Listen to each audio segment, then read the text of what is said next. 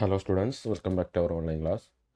In previous class, we discussed about types of friction, different types of friction. അല്ലേ കഴിഞ്ഞ ക്ലാസ്സിൽ നമ്മൾ എന്താ പറഞ്ഞു? രണ്ട് തരം ഫ്രിക്ഷൻ ഏതൊക്കെയെന്ന് പറഞ്ഞു. റോളിംഗ് ഫ്രിക്ഷനും അതുകൂടാതെ തന്നെ സ്ലൈഡിങ് ഫ്രിക്ഷനും അല്ലേ. ഉരുളൽ ഘർഷണവും നിരങ്ങൽ ഘർഷണവും എന്താന്ന് പറഞ്ഞു.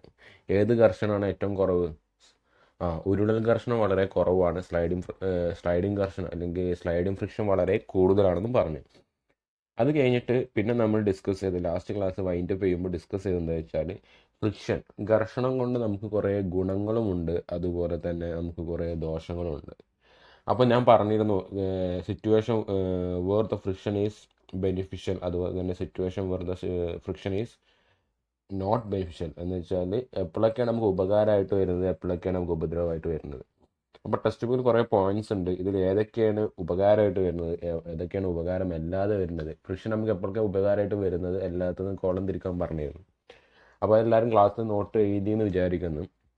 എന്നാൽ കൂടിയും ഒന്നും കൂടിയും വായിക്കാണ്. Striking a match stick on the side of the match box എന്ന് വെച്ചാൽ നമ്മൾ തീപ്പെട്ടി ഉരസുമ്പോൾ തീ ഉണ്ടാകുന്നത് ആ തീപ്പെട്ടിക്കൊള്ളിയും അതുകൂടാതെ തന്നെ തീപ്പെട്ടി ബോക്സും തമ്മിലുള്ള ആ ഒരു ഫ്രിക്ഷൻ കാരണമാണ്. പിന്നെ wear and tear of machine എന്ന് വെച്ചാൽ ഈ യന്ത്രങ്ങളുടെ തേയ്മാനം സംഭവിക്കുക, അതിന് കാരണം ഫ്രിക്ഷനാണ് അല്ലേ.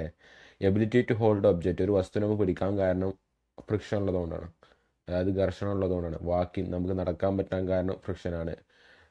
Treading of tyres of vehicle, വാഹനങ്ങളുടെ ടയർ കട്ട പിടിപ്പിക്കുക. അതുകൊണ്ട് തന്നെ വിയറിങ് ഔട്ട് ഓഫ് ടയർ എന്ത് ചെയ്യുക, തേഞ്ഞു പോവുക, ഫ്യൂവൽ ലോസ്. അപ്പോൾ ഇതിൽ ഏതൊക്കെയാണ് നമുക്ക് ഫ്രിക്ഷൻ ഉപകാരമായിട്ട് വരുന്നത്, ഏതൊക്കെയാണ് ഫ്രിക്ഷൻ നമുക്ക് ദോഷമായിട്ട് വരുന്നത് എന്നൊക്കെ ചോദിക്കണം. അപ്പോൾ നമുക്ക് മനസ്സിലായി ഫ്രിക്ഷനെ കൊണ്ട് ഉപകാരമുണ്ട് അതുപോലെ തന്നെ ദോഷമുണ്ട്. അപ്പോൾ ആ രണ്ട് കാര്യങ്ങളും എഴുതിയെടുക്കാം. ഇനി നോക്കാം.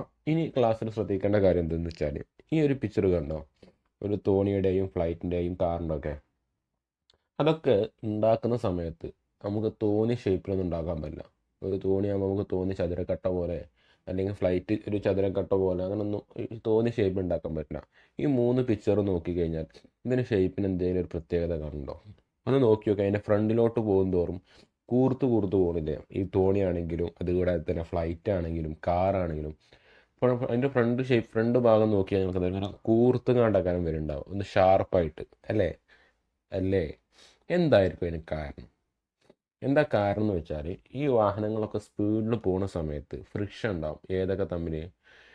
എന്ന് വെച്ചാൽ ആ എയറും, അല്ലെങ്കിൽ സ്പീഡിൽ പോകുന്ന സമയത്ത് എയറും അറ്റ്മോസ്ഫിയറിലുള്ള അന്തരീക്ഷത്തിലുള്ള വായു തമ്മിലോ, അതല്ലെങ്കിൽ വെള്ളത്തിലൂടെ പോകുമ്പോൾ മുമ്പിലെ വെള്ളം തമ്മിലോ, വാട്ടർ തമ്മിലോ ഫ്രിക്ഷൻ ഉണ്ടാവും.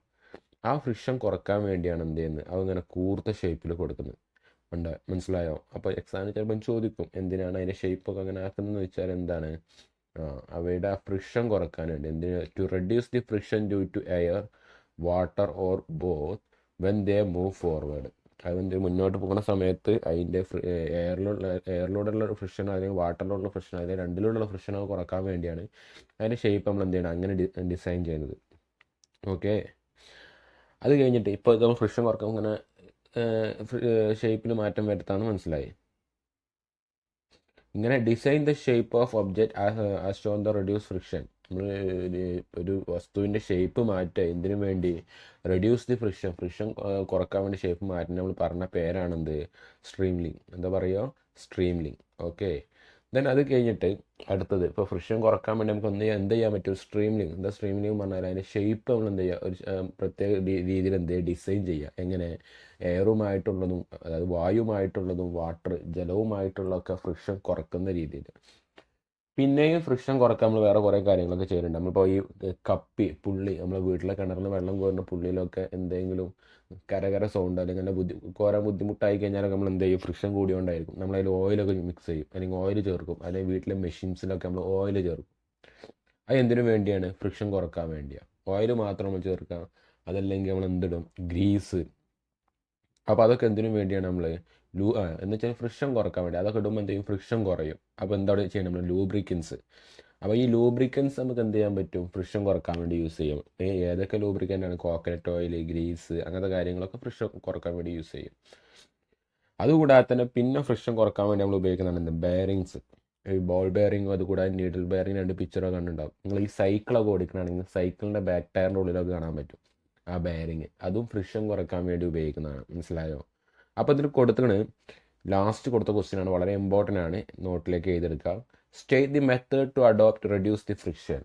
ഫ്രിക്ഷൻ കുറക്കാൻ നമുക്ക് ചെയ്യാവുന്ന മെത്തേഡുകൾ എന്തൊക്കെയാണ്? ഒന്ന് അതിൽ കൊടുത്തിരുന്നത് എന്താണ്?